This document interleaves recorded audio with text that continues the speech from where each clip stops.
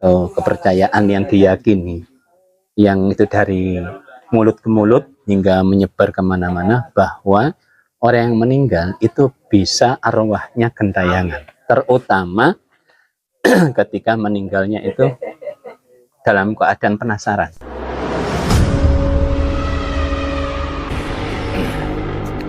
Assalamualaikum warahmatullahi wabarakatuh. Waalaikumsalam. Alhamdulillahirrahmanirrahim. Kita kali ini ada di Gunung Penanggungan di Pos 3. Nah, kita kali ini akan membahas terkait mitos, yaitu arwah orang meninggal. Sebelumnya saya perkenalkan dulu. Sebelah kiri saya ada Mas Dikri, saya sendiri Isom, dan sebelah saya Ustadz Mizan, dan sebelahnya adalah Pak Adit, dan sebelahnya adalah Mas Bagus. Alhamdulillah, kali ini kita akan membahas mitos di acara kita, yaitu Semis. Baik sahabat-sahabat Ekspedisi Iman, langsung saja kita bahas bagaimana menurut pandangan Islam terkait arwah orang yang meninggal itu. Oke, Ustadz. Silakan. Assalamualaikum warahmatullahi wabarakatuh. Para sahabat Ekspedisi Iman, terkait arwah orang yang meninggal, terdapat mitos yang beredar di tengah-tengah masyarakat, yaitu mitosnya atau kepercayaan yang diyakini, yang itu dari mulut ke mulut hingga menyebar kemana-mana, bahwa orang yang meninggal itu bisa arwahnya gentayangan, terutama ketika meninggalnya itu dalam keadaan penasaran. Misalnya ada orang yang menjadi korban dari pembunuhan, korban dari sebuah kejahatan, atau korban kecelakaan di jalan. Nah, itu dimitoskan arwahnya itu nggak menerima kalau menjadi korban pembunuhan misalnya, atau matinya kok nggak mati yang nggak wajar. Maka dimitoskan arwahnya gentayangan, seperti yang viral terkait dengan film-film arwah gentayangan itu mitos yang memang malah dilestarikan. Nah, itu sebuah mitos yang beredar di tengah-tengah masyarakat gitu. Baik Ustaz. Nah, itu teman-teman sahabat Ekspedisi Iman terkait tentang arwah yang matinya tanda petik tidak wajar itu. Ada yang ditanyakan? Siapa dulu ini? Pak Adit. Ya. Terima kasih Ustaz. Saya ingin bertanya mengenai mitos arwah gentayangan ini, Ustaz, ya. Bagaimana pandangan Islam terhadap siluman atau arwah gentayangan itu sendiri? Ya, terima kasih. Sebenarnya arwah orang yang meninggal dunia itu kan sudah masuk ke alam yang baru. Jadi manusia itu ada fase yang pertama, ya, itu adalah alam dunia. Itu refleksi jasad. Nah, ruhnya itu bagian dari refleksi jasad itu. Nah, ketika meninggal itu kan terpisah antara ruh dengan jasadnya. Nah, kalau di alam kubur otomatis masuk alam kubur, ruhnya masuk alam barzah. Nah, itu refleksi ruh, itu alam barzah. Jasad di situ bagian darinya. Nah, kebalikan dari alam dunia. Sedangkan alam yang ketiga, yang terakhir, alam akhirat, itu penggabungan sudah. Ya, jadi tidak refleksi salah satu, tapi dua-duanya, jasad dan ruh atau nyawa. Nah, maka dalam Islam istilah barzah, alam barzah itu adalah dinding pembatas, dinding pembatas antara dua ruangan atau dua alam. Jadi nggak bisa ditembus begitu. Nah, pernah orang-orang kafir, orang-orang yang ingkar, yang dolim, itu diceritakan oleh Al-Quran dalam salah satu ayat itu, pengen kembali ke dunia. La'ali a'malu sholihan fima taraktu kallah.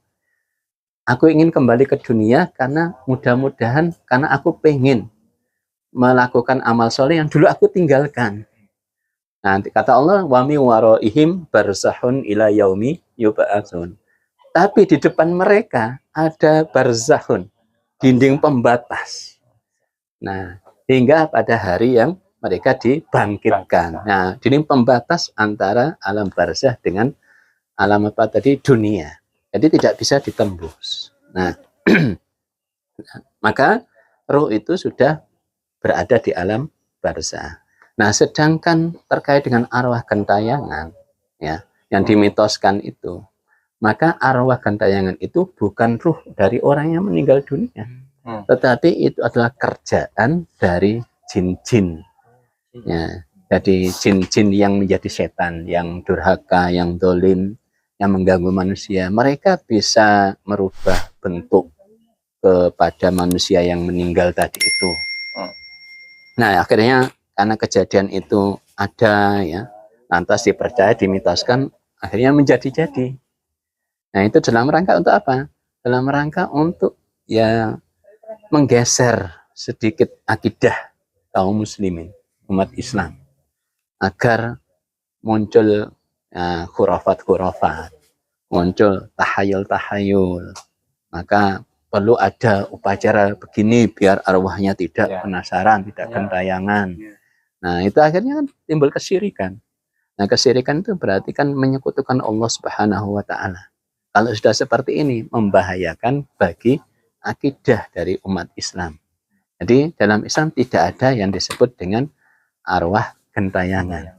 Sedangkan yang terakhir, sedangkan arwah orang-orang yang mati syahid, ya, perang di jalan Allah, arwah para nabi memang hidup di sisi Allah, bukan hidup di alam dunia, tapi sudah hidup di alam barzah tadi itu, hidup di sisi Allah.